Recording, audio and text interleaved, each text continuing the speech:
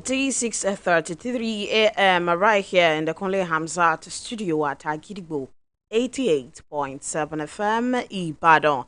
Good morning and you're welcome again to another edition of the Dailies right here, where we get to talk about our great nation, the stories making the rounds on our front pages of the daily newspapers every day. And then we get to talk about the stories, how they affect and concern us, or how they can affect and concern us. Or maybe some of the stories, they actually do have backstories that some of us do not know. And when we see them in the news, we feel like, oh, how is this happening? Why is this happening? That is why we are here in the studio with, of course, our maestro to give us in-depth analysis of how the stories, what they actually mean for us as citizens of this great nation. My name is Wuraola Yusuff, and I'll be starting from the front page of the Nation newspaper today.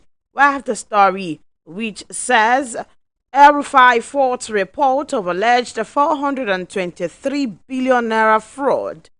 The writer to the story says the lawmakers send findings of pro panel to anti-graft agencies. On page 41 of the Nation, court orders for forfeiture of 11 billion naira properties linked to Emefiele. And also a couple of other stories right there this morning that we will be touching on. On the front page of the Punch newspaper, Tinubu may suspend import duties on food, drugs. On the issue of the minimum wage, still on page 2, Finance Minister submits a template to Tinubu today. The writer to the story says a tripartite committee awaits a template to resume negotiation 2 p.m. on Thursday, that is today. Customs intercept 3.9 billion naira pangolin scales in Kebbi. And also we have the story coming from Oyo State right here saying 25 suspected killers of Oyo Varsity student arraigned. Do you remember that story? Okay. Crude supply shortage. Foreign investors may dump 20 modular refineries. That is on page 19 of the Punch newspaper this morning. And still we have the story of El-Rufai kicking against Kaduna Assembly orders probe. Moving on to the Vanguard newspaper today, federal government's failure to make fresh offer stalls wage talks as Labour hits back at Akpabio over allegation of economic sabotage. It says the real saboteurs are political elites looting, abusing power. And also they urge the Patriotic National Assembly members to disown the Senate president. Another writer says Nigerians need living wage and not a minimum wage. That is coming from the House of Representatives, condemning Labour for shutting down national grid. Kaduna Assembly and El-Rufai's tango, yes, the story right there also on the front page of the Vanguard newspaper. Moving on to the Daily Trust newspaper, Northern Senators Magban reject bill restricting herders movement. Proposed law driven by emotions. This is coming from those who are in support. Ranching will end our clashes with herders. That is coming from farmers concerned also. I guess that is all farmers. All Nigerians have right to live anywhere in the country. That is coming from Barao. Niger mining pit collapse, 6 rescued, 14 still trapped. Atiku tackles Tinubu as federal government projects 5.4 trillion naira for fuel subsidy in 2024. Which fuel subsidy? Yes, we will discuss that. Stomach infrastructure more crucial to Nigerians now. And that is coming from former President Obasanjo right there.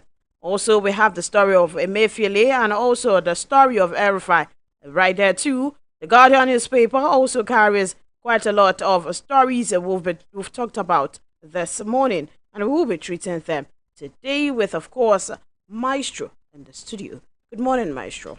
Good morning. Okay, you're welcome. My pleasure. Yeah, midweek. It's almost we're almost getting there, down to the end of the week. Okay, I'd like us to pick it from this herder farmer I wouldn't want to say clash.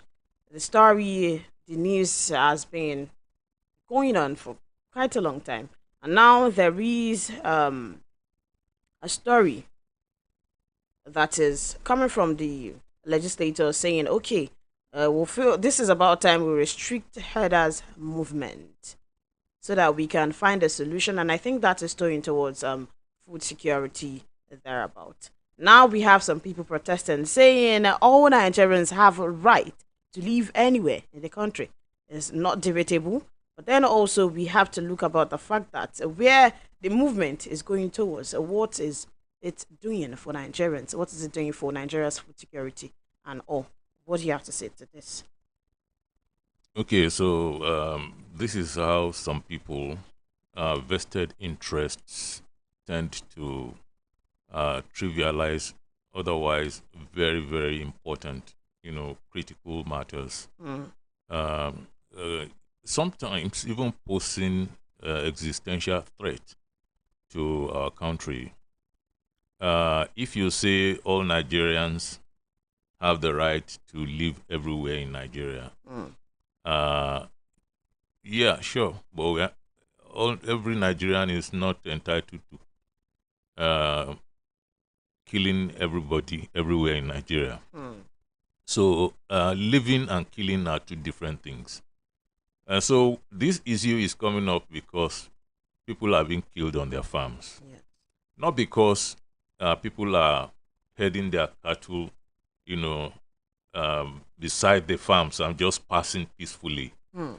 So I think it's really irresponsible of anybody to be reducing the issue to where you live in Nigeria or where you don't live in Nigeria. That's really irresponsible and wicked. Because what happens is they reduce the issue of life and death Mm. to a matter of I can live everywhere. Mm. So you have a lot of Nigerians living everywhere in Nigeria. And there is no issue about that.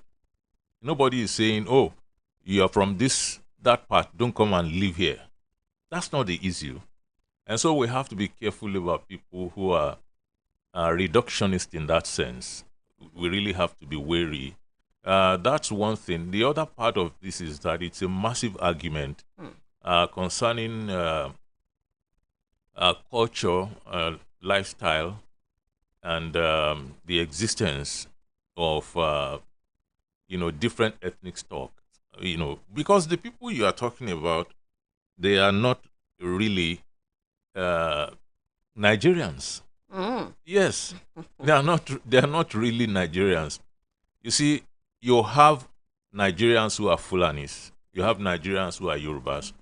You have Nigerians who are, Efik, Ibibio, and so on. So we have all these talks, Igbo.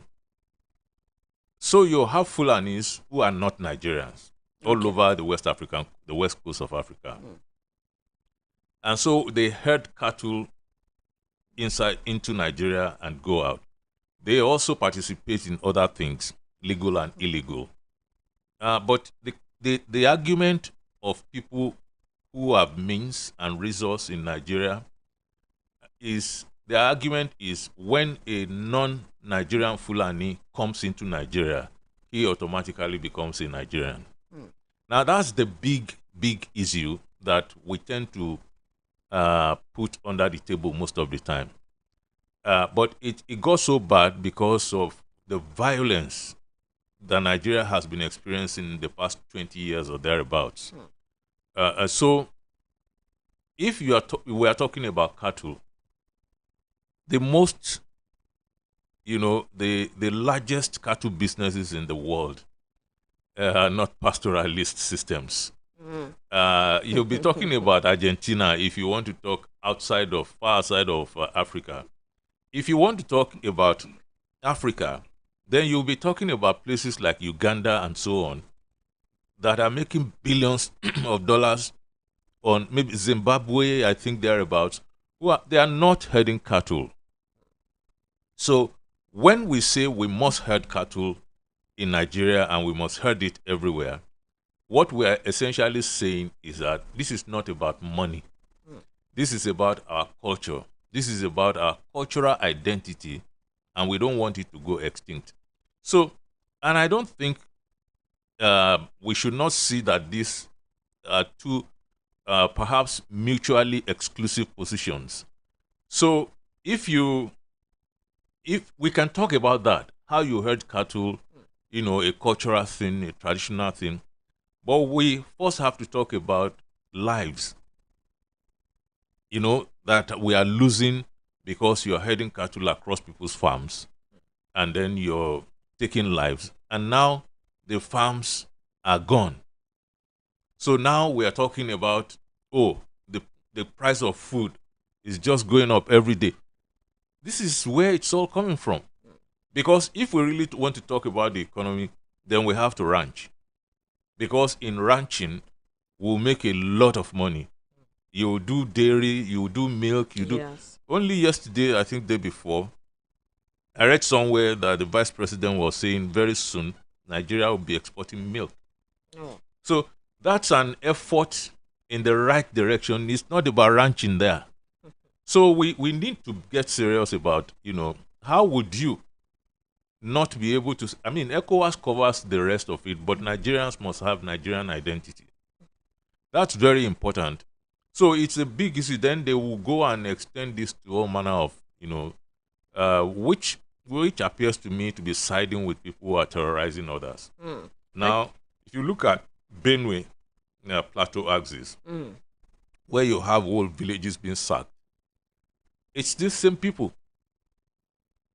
And so for anybody who is in high office to be coming out full chest to say these things must go on. Senators. Because everybody must live everywhere.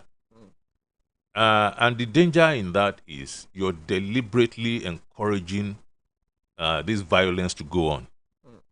Because you are not addressing the issue. The issue, finally is not don't come and live here and so on.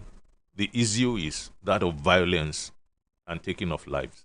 Okay, what sparked this conversation was actually the National Animal Husbandry and Ranches Commission Establishment Bill scaling the second reading on the floor of the Senate yesterday. That was what sparked the conversation. This was the bill aimed at establishing branches for herders in their states of origin. Yes. So now we have some people saying, no, they shouldn't restrict a movement of anybody. He's pushing the wrong argument. You see, this is the point. This is the way I see it. Now, if you have ranches in states of origin, some people will go there, right?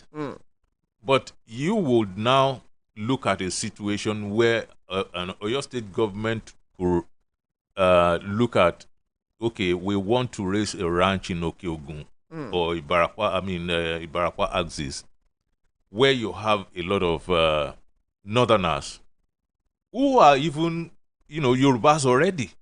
But they are still doing that business, and these people don't go about killing other people. Sincerely. It's these guys from Mali, from, Central African Republic, from Niger, from elsewhere, who come in and they look like them, but they're not Nigerians. These Nigerians have been there with their Yoruba people and there's nobody to check. For God knows how many years, and nobody, was fighting anybody. But when you hear arguments like this, that is when people go extreme to say, okay, let's draw a line. Let's draw a line so that we could breathe, so we could farm, and so on and so forth. At the heat of all these things, you have this 80-something-year-old Fulani man in Abeokuta area, in Ogun State, and he was speaking Egba fluently. Yes, and so that person has been there for how long? Everybody, knew he was Fulani and he blended with. So when crisis now comes, you single out that, you just generalize and we do the profiling, which is wrong. It's just that we need to be nailing the issues. The issue here is don't come out and be defending murderers in the name of everybody could live everywhere. So if the law comes and everybody could raise ranches in different states, the bottom line at the end of the day is that you will not be able to drive cattle into other people's farms anymore. You will be in that ranch. All right, so you can come from Sokoto and and be ranching in Oyo State. I don't think that's the purpose is to restrict, anybody to Sokoto or Oyo State. I think the idea is to get approval of that state. Make something that is head in the right economic direction for a start. And in the course of doing that, save a lot of lives. Stop these clashes and so on. And I think that should be clear enough to anybody. So the bill is a movement towards a greater thing and a better thing for Nigerians concerning. Believe so. Okay, let us go talk about federal government and NLC.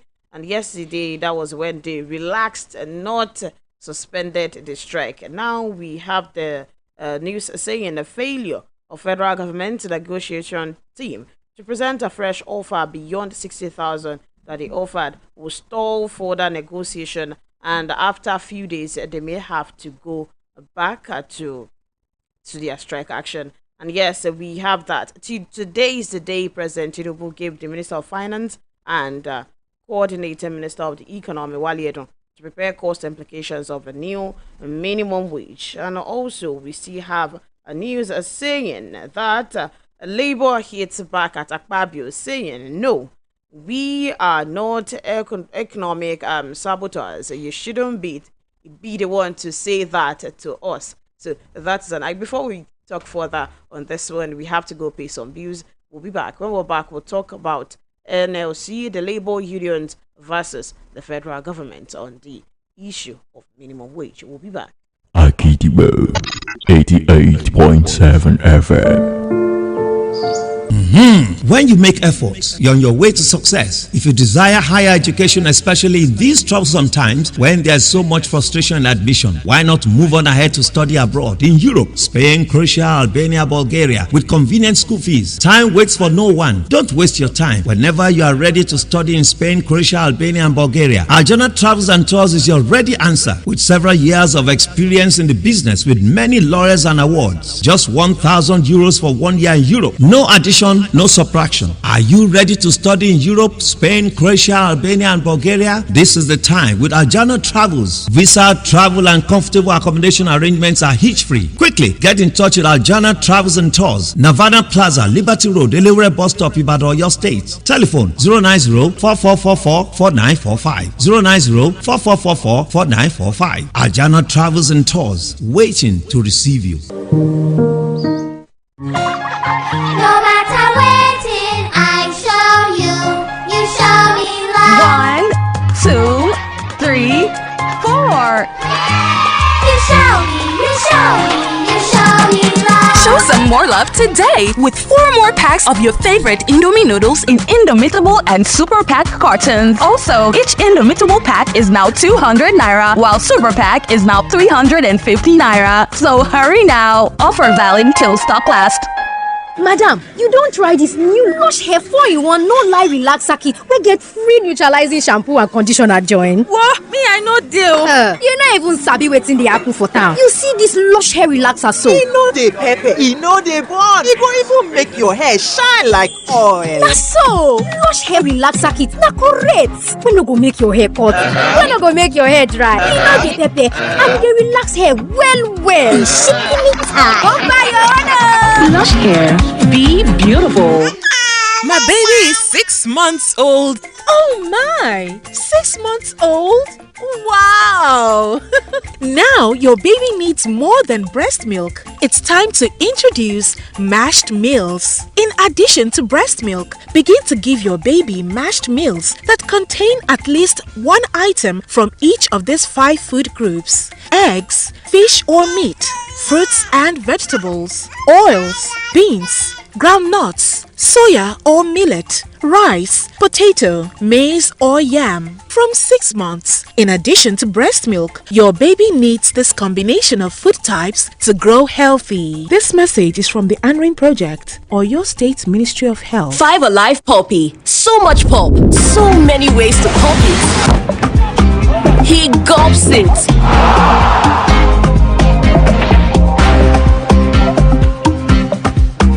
She chews it. He slurps it. Filled with it their way. So, how do you pop it? Ó ti dé o iléeṣẹ́ fashion paradise ti kó dé o ọ̀pọ̀ kú ọ̀yọ̀kú aṣọ wọ́n ti kó dé láti ìlú òyìnbó aṣọ ọdún ti dé o àbáyá aṣọ ọmọdé aṣọ àgbà aṣọ ọkùnrin aṣọ obìnrin bàtà ọmọdé bàtà àgbà bàtà ọkùnrin bàtà obìnrin ẹ máa bọ̀ ní fashion paradise wọ́n sì fashion paradise pẹ̀lú ẹrù ńláńlá àwọn aṣọ tó dáa tó jojú ń gbèsè tó pọ̀ jowó ẹ̀ lọ iléeṣẹ́ fashion paradise yóò sí o wọ́n kó dé ní ọjọ́ 10 oṣù tá a wà nínú ẹ̀ yìí ó yá tẹ̀síwájú síléeṣẹ́ fashion paradise tó bá súnmọ́ ẹ jùlọ èyí tó wà lọ́jà àbàṣọ̀rún ìbàdàn fashion paradise èyí tó wà lẹ́gbẹ̀ẹ́ ilé ẹ̀kọ́ valencia fashion paradise èyí tó dojúkọ islamic high school nìbàdàn tí wọ́n tún ṣẹ̀ṣẹ̀ sí tuntun nẹ́nẹ́ fashion paradise on the 10th of june ìní wọ́n mọ̀ jálẹ̀ fashion paradise wàá mú tirẹ̀ o.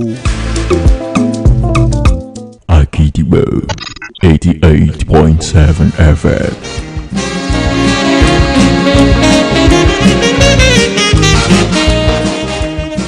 Okay, the finance minister is to submit a template to President Tinubu today on the new minimum wage, and also after which the tripartite committee would resume negotiation by 2 p.m. But then we have a couple of comments from, it seems more like a Senate, a lawmaker, the Labour banter or something.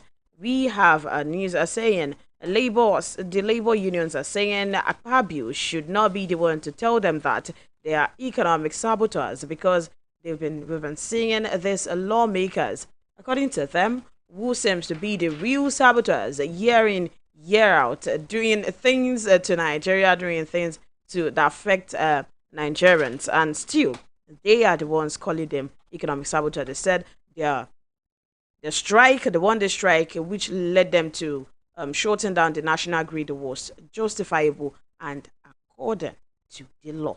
That is the talk right there from them. And saying the real saboteurs are political elites looting and abusing power.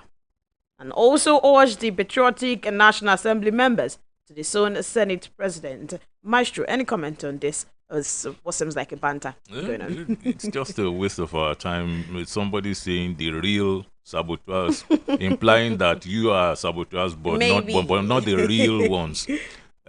So these are, like you called it, banter between friends. But the point is saying you shouldn't be the one telling us that.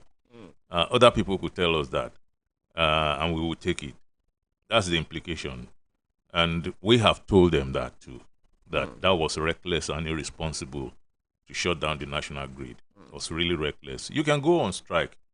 It's also not lawful to be, because people decided not. It cannot be lawful if you're using euphemisms to say, okay, it's relaxing yourself in a situation where you could quickly call it back and say, okay, we're still on strike because you have gone to sleep on us.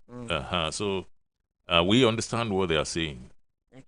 There is a story saying a draft copy report of the Accelerated Stabilization and Advancement Plan presented to President Tinubu 2 days ago by the Minister of Finance, Wale Edun, showed that a petrol subsidy was projected to gulp 5.4 trillion naira in 2024, as against the 3.6 trillion naira budgeted for the same intervention in 2023. What petrol or what fuel subsidy are we still talking about? And then we have Atiku coming saying President Bola Ahmed Tinubu should stop deceiving Nigerians about his administration's true position on petrol subsidy. But Maestro, what is going on?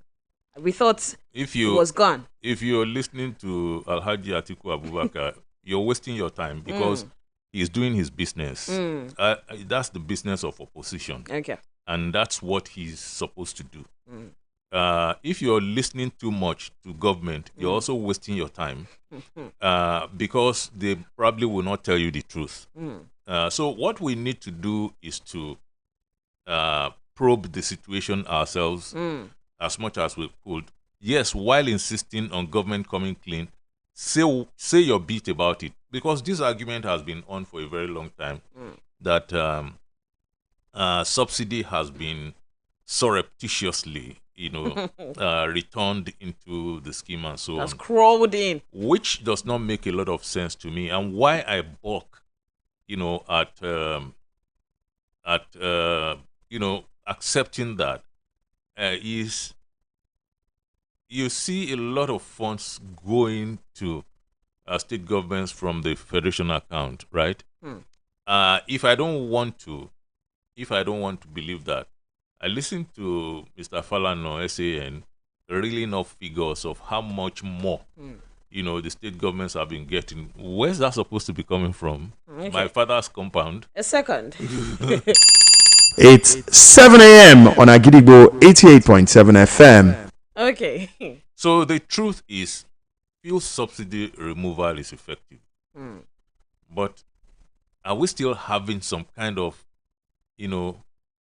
subsidy regime, no matter how small, which we are now labeling intervention? So that's what we need to understand, and that's what we need to work at and probe ourselves, while expecting the federal government to be responsive enough and even responsible enough to come clean with the people of this country that, okay, it was 100%, we've reduced it to about 80%, and we have 20% left, which is where this figure is coming from. Then we might accept or reject that. But if they're not telling us, then we'll go find out ourselves. But what I hate most, is to go out on a limb and eventually find out that I'm expressing some kind of ignorant position. Okay. Wale Edun said the fuel subsidy removal is an ongoing process that depends on a combination of factors. He said the government was working to ensure a complete elimination of fuel subsidies in the country's economy. But this is where the talkers. No, that's now plain enough. That they have not totally removed fuel subsidy. He's coming to say they have not totally removed saying it. It's an ongoing process, which is unacceptable. Because that wasn't what they told us. That's the point. It's unacceptable if you are now just saying that it's a process, that it's not a destination anymore. From the beginning, you said it was a destination, and you arrived at that destination. So this is how not to conduct government affairs with the people, because what you're doing is you're making it difficult for people to even have a tiny little trust in whatever you say, which I've always known. I don't listen to government. Well, I listen, but I'm going to find out, because, I don't know a time when government has ever told anyone the truth. So I think this is one situation that is confirming that position once more. Look, when did you realize this is a process? While a lot of people have been saying for a long time that you returned fuel subsidy already. Now, what we must insist on is, at what stage of that process are you in right now? Let us know. So that we understand how far you've gone into the process, and you're not giving us the impression that you removed fuel subsidy and we're having all these kind of problems, and people are beside themselves with grief and all the other, emotional things, and you're just coming out to say, oh, we are in the process. That is a process. It's not as if we've concluded it. Well, that's the impression you give us. Okay, the problem is, all Nigerians know that when President came into office, this was like a bombshell we threw on us. And then since then, we've been living on that. And then, let's say, the consequences, we'll be the one facing it since. A fuel subsidy is gone. And okay, fine. Maybe you said, oh, we're getting there. And removing fuel subsidy will do this for us, will do that for us. Okay, fine. While some people are still grumbling and not totally taking it in that there is anything good coming out of this or not, yet you now come out to say there have been speculations, but now you are coming out to tell us that, okay, there's still a bit of something going on around fuel subsidy. In plain words, this seems like lying to Nigerians. which is a very not going so very well because I have a lot of comments on the Facebook page right now about the position of people. No, on this is people understand things in gradients. It's my firm position. That's why some people will have peace of mind, and some people won't. It's my very firm position for a very long time that government is never going to tell you the truth. And when I say government, I'm not talking about Nigerian government strictly. I'm talking about governments everywhere. Government does not tell people. In America, in wherever it is, they don't tell you the truth. So you have to find the truth yourself. But it's a very tough thing to do. In your bid to find the truth, you also have to be careful not to be sold dummies here and there. So these people have not been telling the truth concerning the whole truth of this fuel subsidy removal. We've not, heard it. So my question is why? Because apparently you have a measure of fuel subsidy removal. That's why the state governments and the federal government, that's why they have this, tons of cash that they are playing with. But what about this the rest that you didn't tell us about? And that's why I was saying the other time that, okay, what stage of that process are we now? Are we? Because now we are in the dark. Supposing you've only removed subsidy now and you are at about, in your process on that line, you have about 35%. And we are like this. And we're like this. So what is actually going on? I think they should come clean. They should come clean. But why is it that a government, this is quite a big decision. The president made it right there at his inauguration. It is a very big thing for Nigeria. No, that's not the trip. It wasn't inauguration. This is the story. The story is Muhammadu Buhari stopped fuel subsidy. He did not, include it in the budget of, I think that's June, because May 29, yes, they did May the handle. So he did not include it in the budget of June. So effectively, he stopped it. But before that, the person who became president right now, President Bola Ahmed Tinubu, said during his campaign that fuel subsidy was going. During the campaign, he said, and I'm trying to put it like he did, that whether you protest or you don't protest, well, fuel subsidy is gone. So it was like, it's only if you don't vote for me that I won't revoke and I will win this election. That was, if you remember that clip, that was him saying he was going to remove it. And I have no problem with that. I also don't have a lot of problem with Buhari not putting it in June budget. What I have problem with is people not coming clean. So this is how far we've gone. I don't know why that kind of explanation is difficult. To say we are going from 0 to 100. This is where we're at. We're at 45, 50, 60, 70.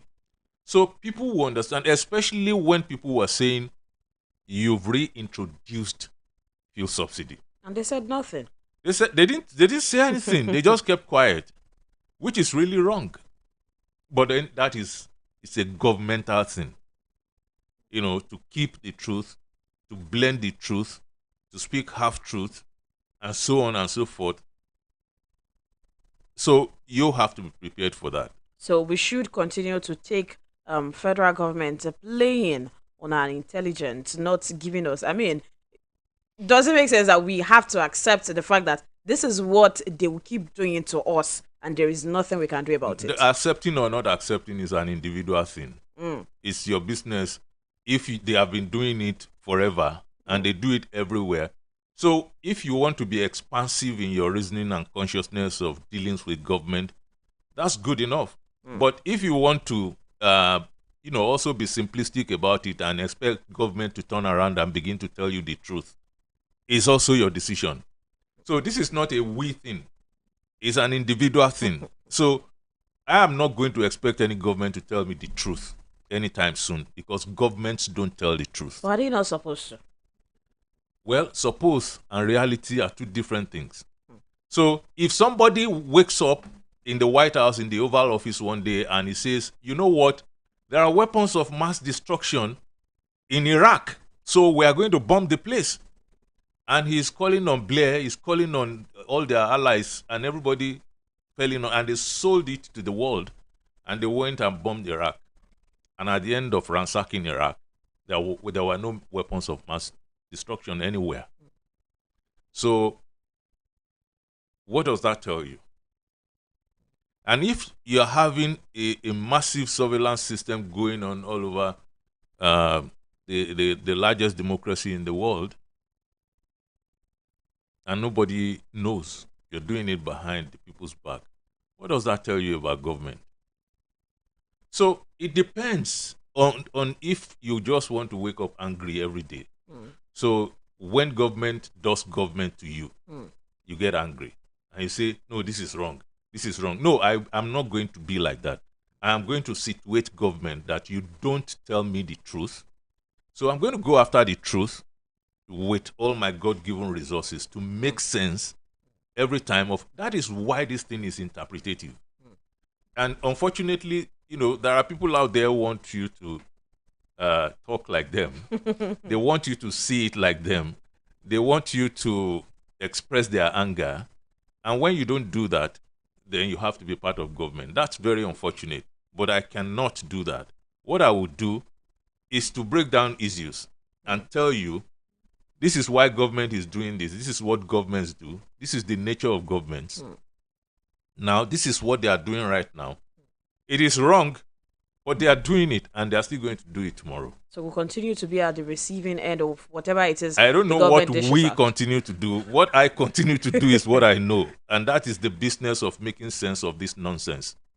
And so you have, again, how has governments evolved? The idea of government over the years, it evolved from monarchies, from dictatorships, from solo forces up to democracy. And even this democracy is very suspect because government still behaves. It has trappings of its old behaviors. So, but the key here is we've been lied to. That's the most important thing here. So what are you going to do about it? Get angry? No, I'm going to make sense of it and insist on now, okay, on this timeline, where are you? Now that's the intelligent question to ask at this point. Where are you on this timeline? Because it is obvious that subsidy removal has been effected to a measure.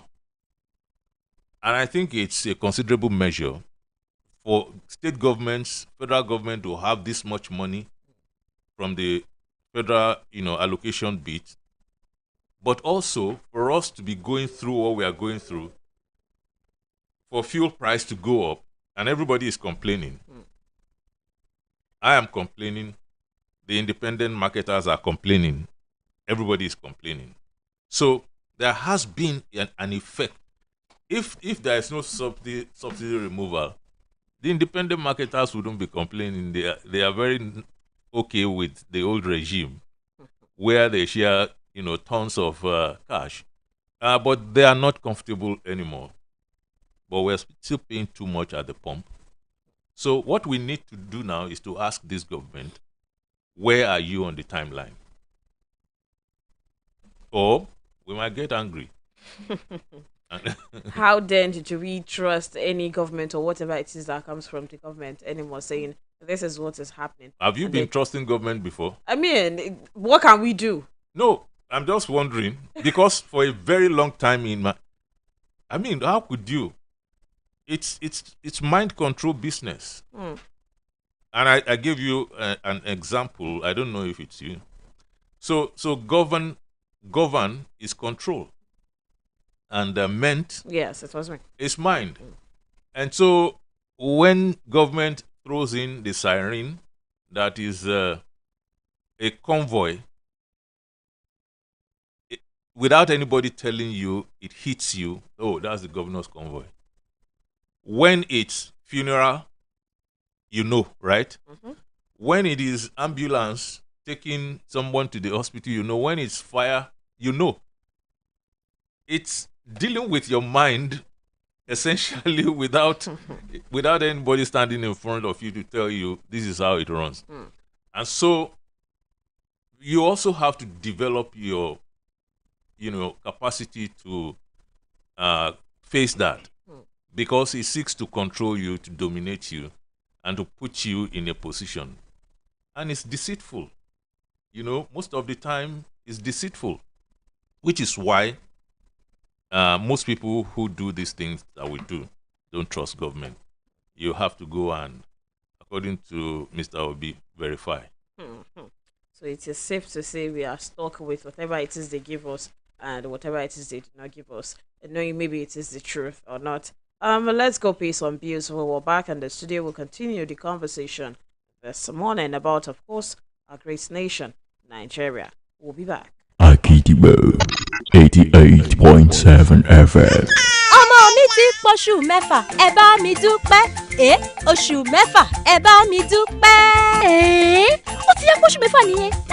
ọmọ ò máa ń pẹ́ dàgbà o. báyìí o ọmọ rẹ ti wá nílò ju omi ọyàn nìkan lọ o. àkókò ti tó láti máa fún un ní oúnjẹ fífọ́ ní àfikún sí ọyàn. rí i dájú pé àwọn oúnjẹ ọmọ rẹ ní ó kéré tán ọ̀kan lára àwọn oúnjẹ àfọ́pọ̀ márùn-ún wọ̀nyí: ẹyin, ẹja tàbí ẹran, èso àti ewébẹ̀, epo tàbí òróró, ẹ̀wà, ẹ̀pà tàbí sóyà, ìrẹsì, ọ̀dùnkún, àgbàdo tàbí iṣu. ọmọ rẹ bẹ̀rẹ̀ láti oṣù mẹ́fà nílò omi ọyàn àtàwọn oúnjẹ wọ̀nyí fún ìdàgbàsókè àti ìlera. máa fún wọn lọ́yàn títí yóò fi pé ọmọ ọdún 2 àti jù bẹ́ẹ̀ lọ. ìkéde yìí wá láti àkànṣeṣẹ́ ARIN, iléeṣẹ́ tó ń mójútó ètò ìlera ìpínlẹ̀ Ọ̀yọ́. No matter waiting, I show you, you show me love. 1, 2, 3, 4. You show me, you show me, you show me love. Show some more love today with 4 more packs of your favorite Indomie noodles in Indomitable and Super Pack cartons. Also, each Indomitable pack is now 200 naira, while Super Pack is now 350 naira. So hurry now. Offer valid till stock last. I wanna be as strong as Captain Amazing. I'm an amazing, amazing, real, that is what I'll be. I've got strong bones, sharp eyes. I'm an amazing angel, that's right. I'm an amazing, amazing, real, that is who I am. Now tell me what you need. Amazing day cereal. Golden Penny Amazing Day Cereal. Nurture them for the future. Ó yá gbà ọmọ mi ọ̀wọ́n. Mami, ẹ fi mílìkì sí ni. Kò di dandan, ìwọ tó wò ná. Báwo lẹ ṣe ṣe? Ǹjẹ́ mílìkì inú ẹ̀ péye? Ní gidi gan. Ṣé ọ̀rá wàrà inú ẹ̀ ṣàn tó? Bẹ́ẹ̀ni. Milo 3-in-1 milky and creamy nìyẹn o. Mílìkì inú ẹ̀ péye, mi ò nílò láti ṣàfikún mílìkì sí. Mo nífẹ̀ẹ́ rẹ̀ màámi. Fún àwọn ọmọ rẹ ní Milo 3-in-1 milky àti creamy tuntun, mílìkì inú ẹ̀ péye, ó kún fún káṣíọ̀mù láti ran àwọn ọmọ rẹ lọ́wọ́ láti yege lójoojúmọ́. Milo, agbára láti tẹ̀síwájú. Milo! I am pregnant. It is important for me to take care of myself and stay healthy. To be strong and have a healthy pregnancy, take iron and folic acid tablets every day when you're pregnant. This prevents anemia and helps maintain a healthy pregnancy. Visit your healthcare provider for regular antenatal care. This message is from the ANRIN Project or your State Ministry of Health. Chinedu! Don't worry, Ma. He'll be home on time, just like his dad. I'm cooking their favorite jollof with Sonia tomato mix. They are here. Hey, is that jollof ready? Right on time. Your loved ones will always rush home for tasty meals prepared with Sonia tomato mix. It's so good eating together with a family. Yes, Ma. Sonia tomato mix brings you together. Proudly Nigerian. Ó yá gbà ọmọ mi ọ̀wọ́n. Mami, ẹ fi mílìkì sí ni. Kò di dandan, ìwọ tó wò ná. Báwo lẹ ṣe ṣe? Ǹjẹ́ mílìkì inú ẹ̀ péye? Ní gidi gan. Ṣé ọ̀rá wàrà inú ẹ̀ ṣàn tó? Bẹ́ẹ̀ni. Milo 3-in-1 milky and creamy nìyẹn o. Mílìkì inú ẹ̀ péye, mi ò nílò láti ṣàfikún mílìkì sí. Mo nífẹ̀ẹ́ rẹ̀ màámi. Fún àwọn ọmọ rẹ ní Milo 3-in-1 milky àti creamy tuntun, mílìkì inú ẹ̀ péye, ó kún fún káṣíọ̀mù láti ran àwọn ọmọ rẹ lọ́wọ́ láti yege lójoojúmọ́. Milo, agbára láti tẹ̀síwájú. Milo! Ó ti dé o iléeṣẹ́ fashion paradise ti kó dé o ọ̀pọ̀ kú ọ̀yọ̀kú aṣọ wọ́n ti kó dé láti ìlú òyìnbó aṣọ ọdún ti dé o àbáyá aṣọ ọmọdé aṣọ àgbà aṣọ ọkùnrin aṣọ obìnrin bàtà ọmọdé bàtà àgbà bàtà ọkùnrin bàtà obìnrin ẹ máa bọ̀ ní fashion paradise wọ́n sì fashion paradise pẹ̀lú ẹrù ńláńlá àwọn aṣọ tó dáa tó jojú ń gbèsè tó pọ̀ jowó ẹ̀ lọ iléeṣẹ́ fashion paradise yóò sí o wọ́n kó dé ní ọjọ́ kẹwàá oṣù tá a wà nínú ẹ̀ yìí ó yá tẹ̀síwájú sí iléeṣẹ́ fashion paradise tó bá súnmọ́ ẹ jùlọ èyí tó wà lọ́jà Basọ̀rún Ìbàdàn fashion paradise èyí tó wà lẹ́gbẹ̀ẹ́ ilé ẹ̀kọ́ Valencia fashion paradise èyí tó dojúkọ Islamic high school nìbàdàn tí wọ́n tún ṣẹ̀ṣẹ̀ sí tuntun nẹ́nẹ́ fashion paradise on the 10th of June ìní wọ́n mọ̀ jálẹ̀ fashion paradise wàá mú tirẹ̀ o. Akidibo 88.7 FM.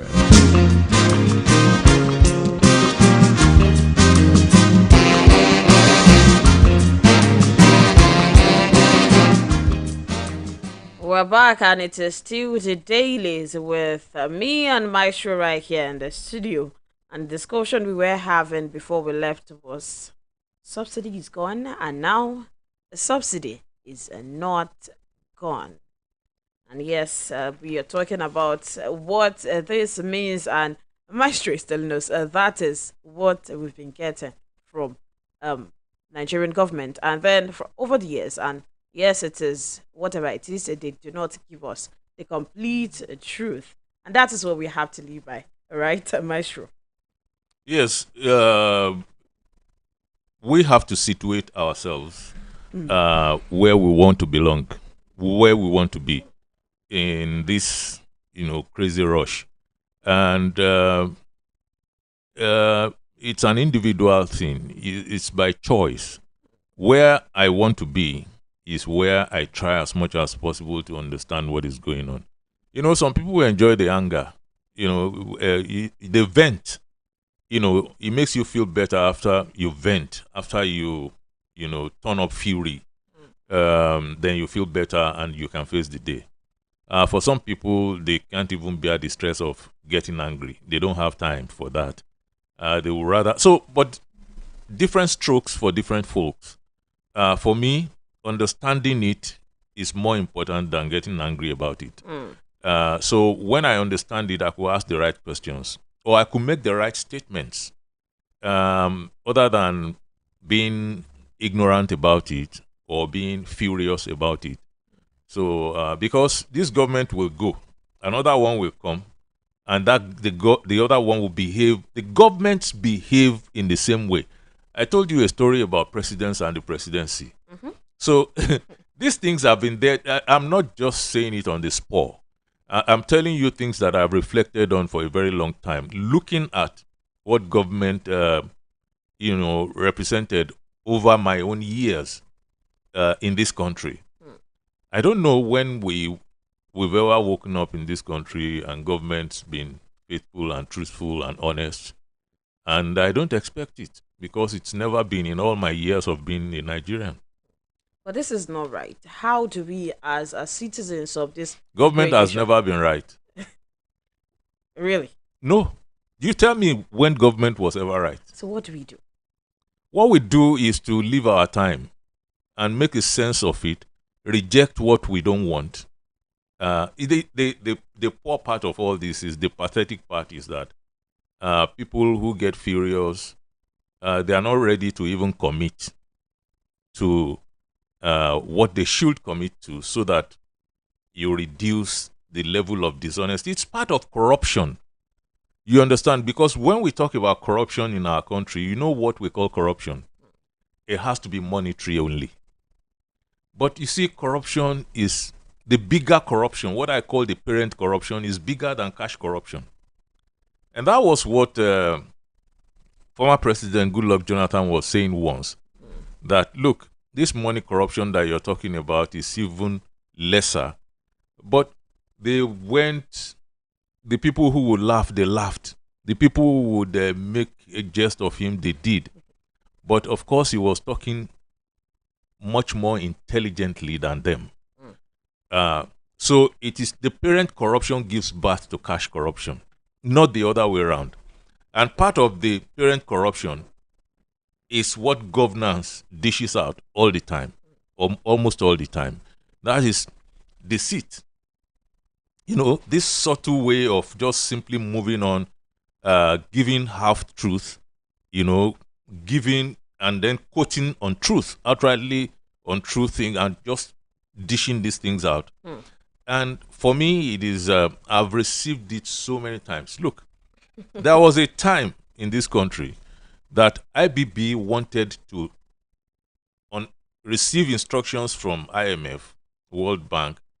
I think some of these people call them Bretton Woods that time. They've been replaced, of course. So we have new terminologies. So they said structural adjustment program. And they gave him his marching orders. And he was going to do it. He was going to carry out the orders. And among the others was to devalue the naira. So he threw out, because he knew that people will resist. So he threw it as some kind of discussion. Should we do structural adjustment or should we not? So eggheads, academics everywhere, student bodies, everybody was talking. We were all saying, no, it should be, it should not be. I remember that time that his chief pointsman was Chief Olufalaye, who was saying structural adjustment program. He was part of the government then. I think it was SGF that time, or later, some kind of minister or something. So we were wasting our time talking. At the end of the day, the overwhelming position of the people of this country was that he should not go ahead with structural adjustment program. He did. As simply as that. And then all hell broke loose. That's the nature of government. Okay, that is the nature of government, and that is what we keep doing. Senate approved a 300% salary increase for judicial officers. Yesterday, they approved a bill granting a 300% salary increase for federal and state judicial officers. What do you make of this, Maestro? I said something about judges, not necessarily all judicial officers. I don't know who judicial officers are. So I understand judges and so on, people who work in that. But then you have lower cadre. So perhaps that also carries them along. So we need to understand. But I think our judges have been poorly treated for a very long time.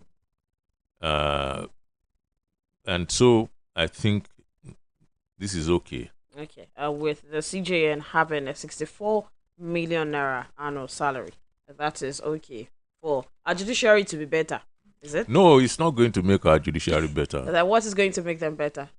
We have to take it from the base. Now, if somebody comes to you and says, I have headache, and you give the person an analgesic, it's only going to take care of the headache for a short while.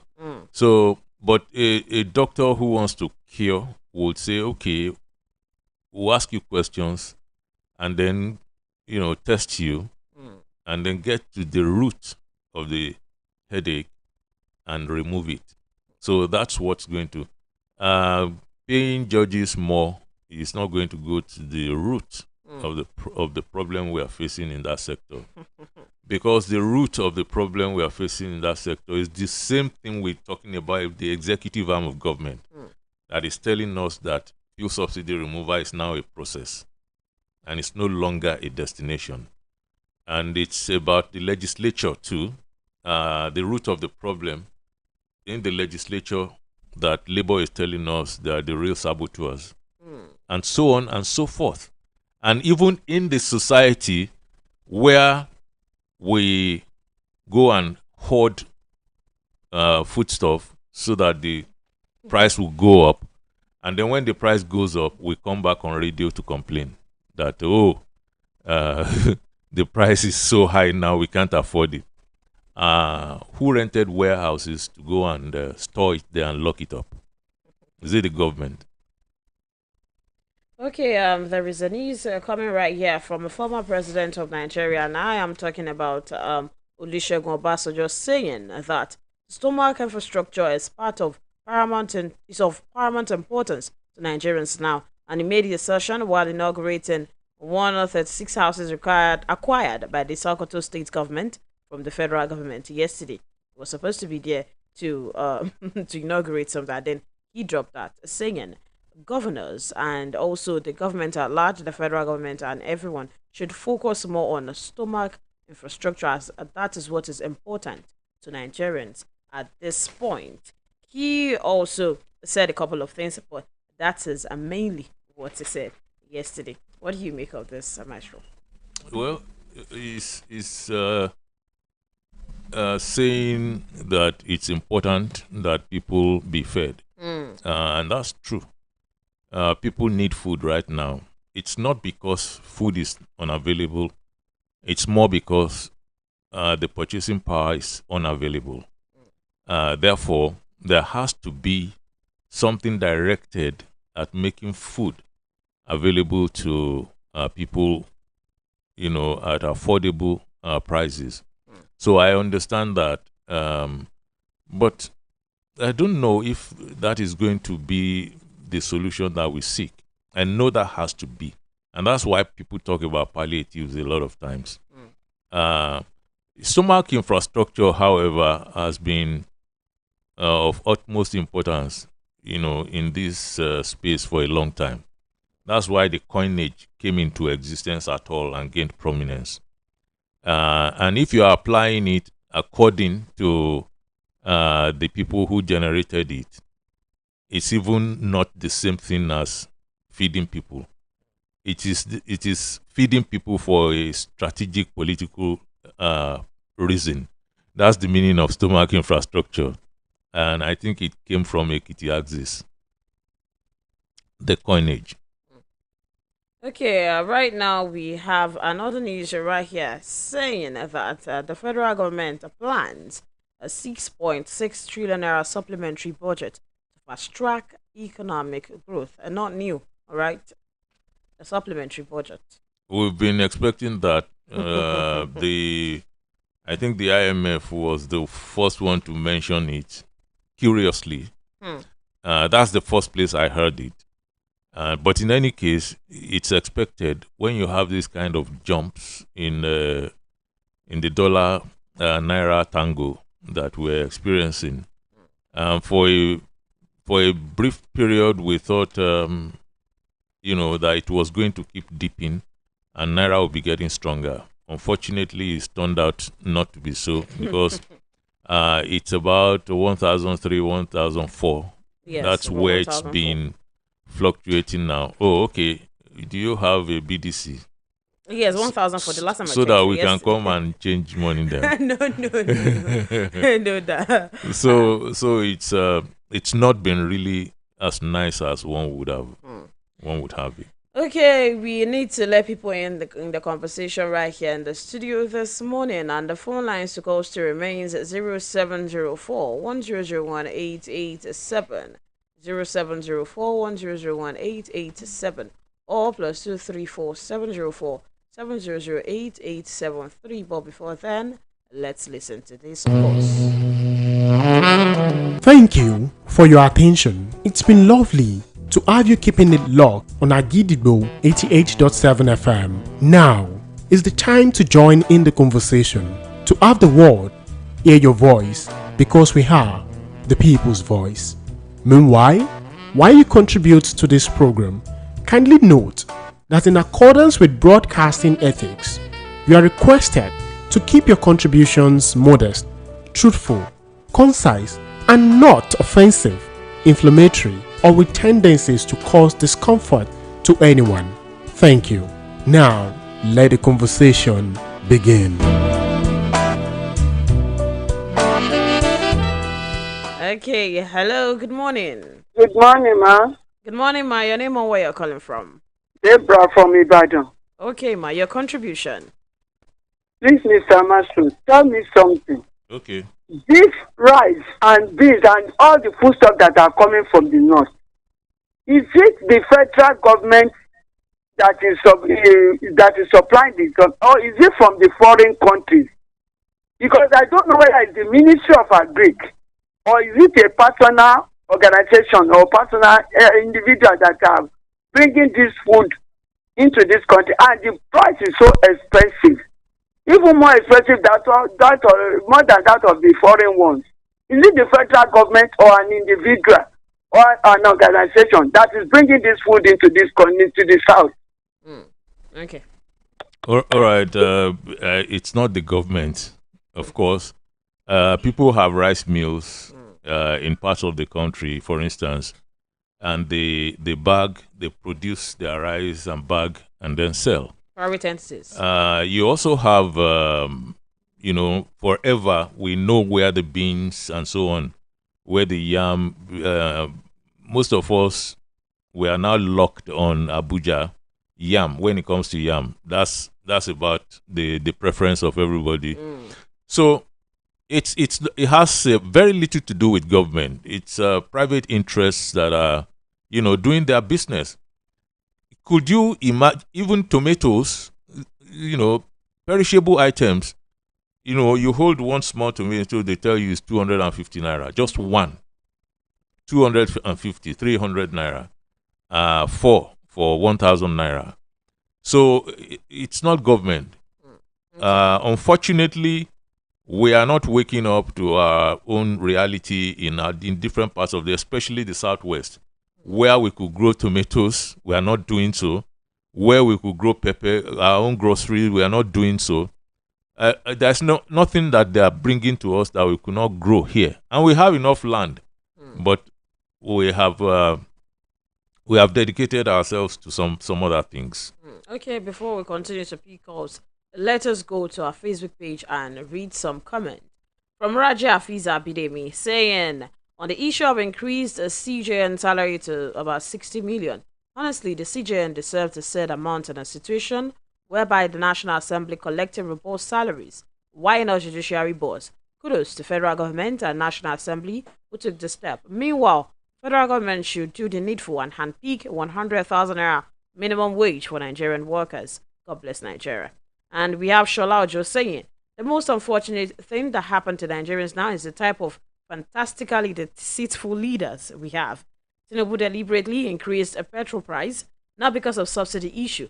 Atiku further exposed them. Even many of us know that Tinubu deceived Nigerians as he used to.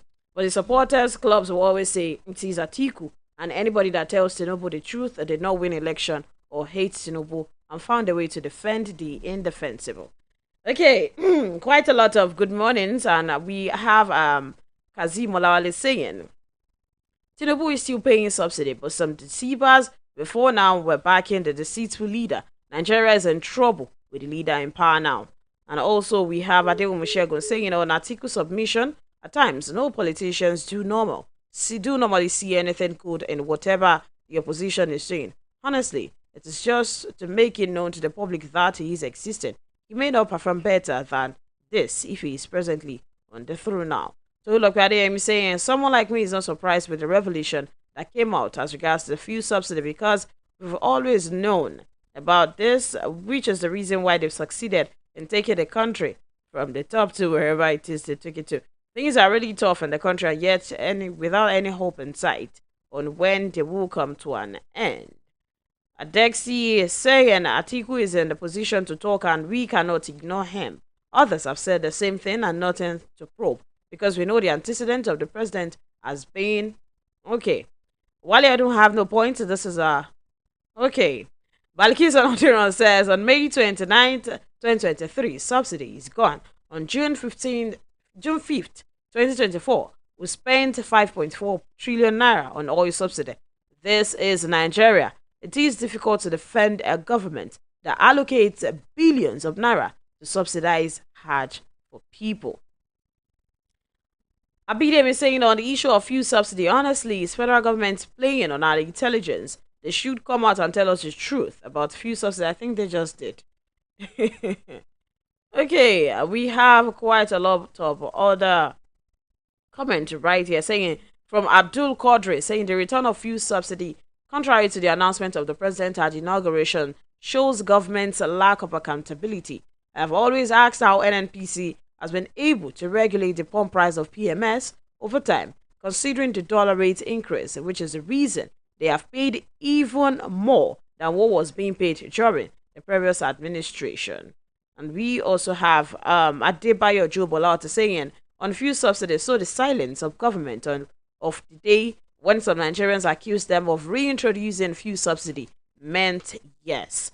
Okay, we also have quite a lot of a tussle question and argument going on right there on the Facebook page. And Mbaimenana saying the APC government finally admits paying subsidy after months of denials. Tinubu's government needs to tender a public apology to Jonathan government for wickedly destroying his administration in order to satisfy.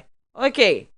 Shema Kibelu says, over the years I've discovered that if you are not in tune with reality and logic, if you can't stay focused and be contextual, you can never understand. I'm glad to have learned a lot from Maestro.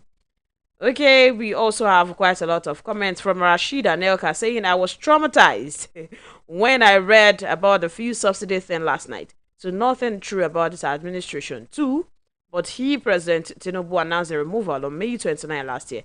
This country, okay, that is something I cannot say. There is no faithful politician, meaning no faithful government. That is why they subsidize for Jerusalem and Mecca pilgrims to receive prayers from the same oppressed. That is coming from John Akirili. Kehinde Oyeleden said, I am really not surprised that there is a form of subsidy somehow, but the fact is there is a positive impact of whatever the government is doing presently, as reflected on the allocations to state and local government. However, I am surprised that when some people who have been touting the return of subsidy by this government are now pretending they are surprised by the report. Cheers, guys. Sarah Donya Aditya says, reminds me of Kat Williams' joke about taking 12 aspirins for a headache. Be careful, it might be your last headache. I think that's concerning what you said about you have an headache and whatever it is they're giving you. So let us take more calls, after which we'll go pay some bills and still come back to take more calls. Hello, good morning. Oh, we lost that call. Please do well to call back or drop your comment on our Facebook page. Hello, good morning. Adeumi Shagon says, people who blame on federal government much. Many of these useful vegetables is what one could do within his or her own area. If even a rented apartment, tomatoes, okra, vegetables could be planted within our houses for our own consumption without not giving patronage to all these market women that inflate on daily basis what they sell to the masses with flimsy excuses. Hello, good morning. Hello, ma. Good morning, please, ma. Sir. Please, I'm Deborah back. Okay. When is the private organization doing this and they are the ones supplying our food? What of the anchor borrower money? What of the Federal Ministry of Agric and all the state of ministries? What are they doing? Where are the money that are being invested in these ministries? The health is not working, the education is not working, the agric is not working, and we keep on investing in these ministries. Can't we ask questions? What are the senators doing there? Where are the money? Where are the money that is being invested? Staying there, borrowing them, giving it to the farmers. What are the farmers doing? Where are the money? Where are the resources? On education, on health, on and we are talking about economy. Oh. All right. So where is the money? I deliberately participated in the Anchor Borrower scheme. I went in to find out what was happening there. It's best left unsaid. So when you dedicate funds like that, politics and corruption would take preeminence.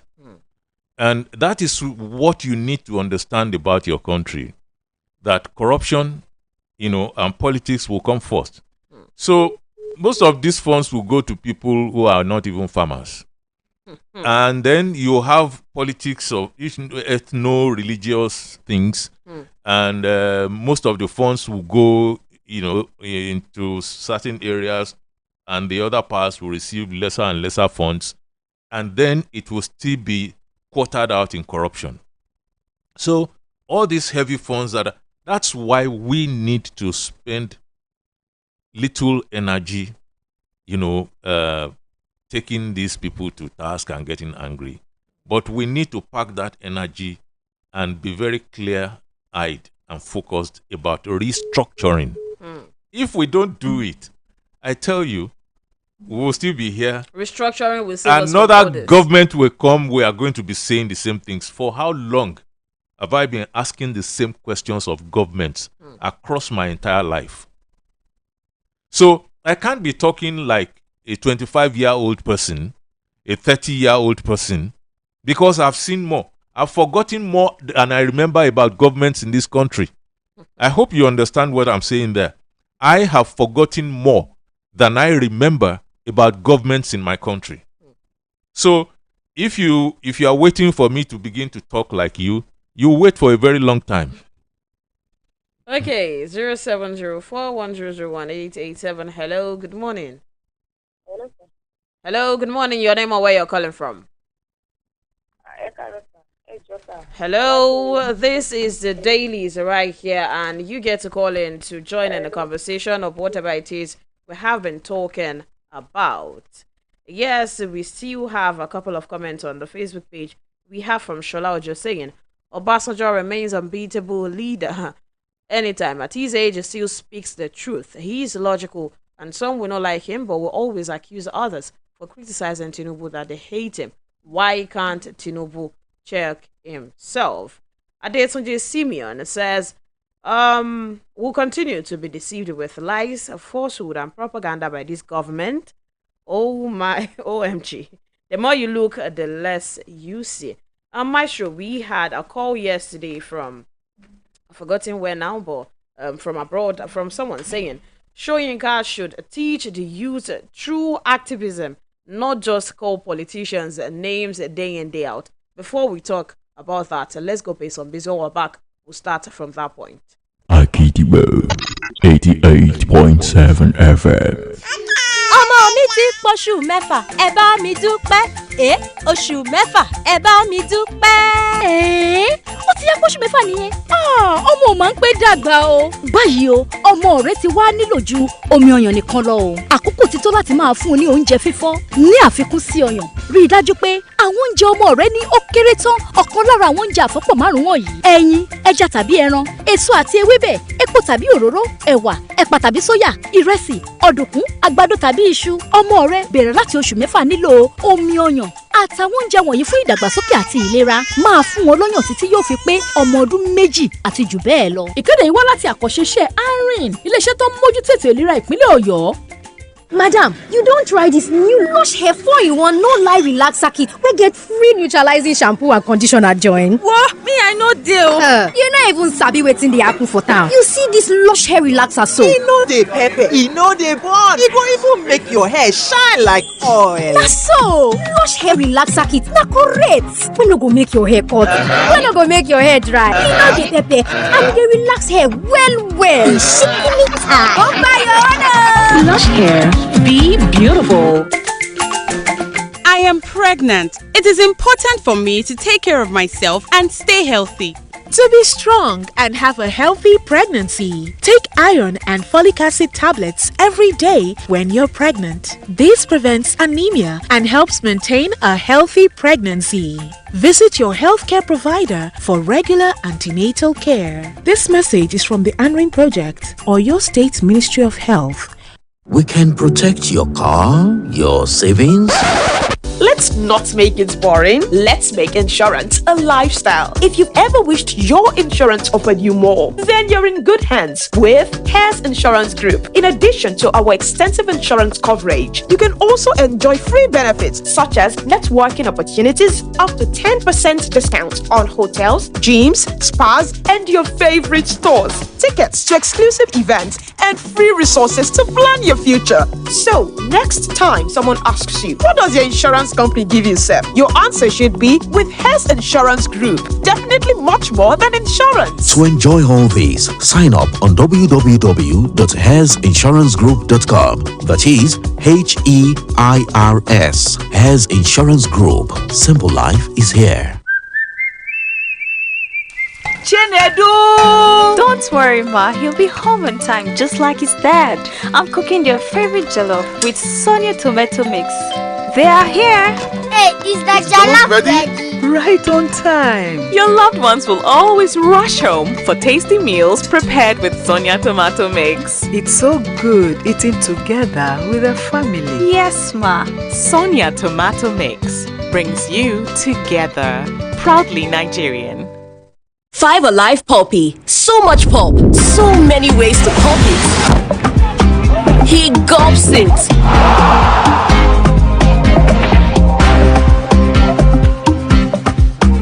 She chews it. He slurps it. Filled with pulp in every bowl, everyone pulps it their way. So, how do you pulp it? Akidibo 88.7 FM. Okay, Maestro, Shoyinka should teach the youth true activism, not just calling politicians names. The youth need to learn. Okay, so Professor Wole Soyinka is a teacher of great repute, but he has subjects that he teaches. He doesn't teach guidance and counseling, and so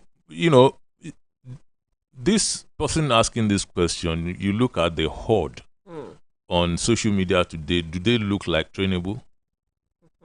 Do they look like they are looking for guidance? They don't. They've made up their minds what they want to do. They want to move like a pack of wolves, like wild packs, and tear anything in their way. That's what they want to do. They are not. Besides, when you want to talk about training and everything, the home is the foundation. And so if you don't bring it from home, you're not likely to get it from anywhere, because it has to be in you, stepping out of your home. So it's the function of parents to teach people, to teach children how to behave when you step out of the home. Somebody else's father is not going to begin to teach you that. Okay. So if you now look at somebody who's like 89 years old and you begin to call him names, I don't know if I want to now be advising that person that he shouldn't be getting back at you. This tango has been on for a long time. Yeah. So, and they believe they could tear into people. And then when people tear back into them, they get more furious. And Professor Wole Soyinka is a word merchant. Never mind what Baba Ahmed was saying, that he's speaking 1960s English. You see, that is where you need education. You see, when you are going against somebody like that who is an emperor in English, and you are saying he's speaking 1960s English, that doesn't make a lot of sense. You have English, Old English, you have Middle English, yes, and you have Modern English. There's nothing like 1960s English. So that's an uneducated statement, which if you had been a little bit studious, you would know that you shouldn't have said that to somebody like that. Okay, 0704 1001 887 0704 1001 887 or +234 7004 7008 Those are the phone lines to call, and we still have the chance to pick a few calls before we finally leave this morning. We have comments on Facebook as well. This one from Wuraola Yusuff saying that okay, we have quite a lot of comments on the Facebook page, and I'm not so sure we can read more before we leave this morning, but I'm waiting on just a call, maybe, to end the program this morning. Well, I have Larry Joseph. I can't trust what government says. Why would I trust whatever they are doing or claim to be doing? Hello, good morning. Hello, good morning. Good morning, sir. Your name and where you're calling from. Hello. Hello, you're on. Your name and where you're calling from. Okay, we lost that call right there. Wuraola Yusuff is saying, besides all this fiscal and monetary policy government is doing, I think they should just encourage and promote agriculture in this country. This will go a long way to boost our local economy. Else, we are moving nowhere. And that is where we get to give our pattern shot this morning. Maestro. Well, we need to regenerate in the face of obvious difficulties.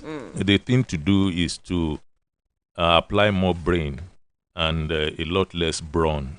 I think we'll get there. Okay, and tomorrow is another day to come talk about our great nation, Nigeria. My name is Wuraola Yusuff. Do well to join us tomorrow again on another edition, enlightening edition of the Dailies right here at Agidigbo 887. Do not forget that Shokan will be coming up in Yoruba to discuss about the stories making the rounds today as well. My name is Wuraola Yusuff. Till tomorrow, see you again.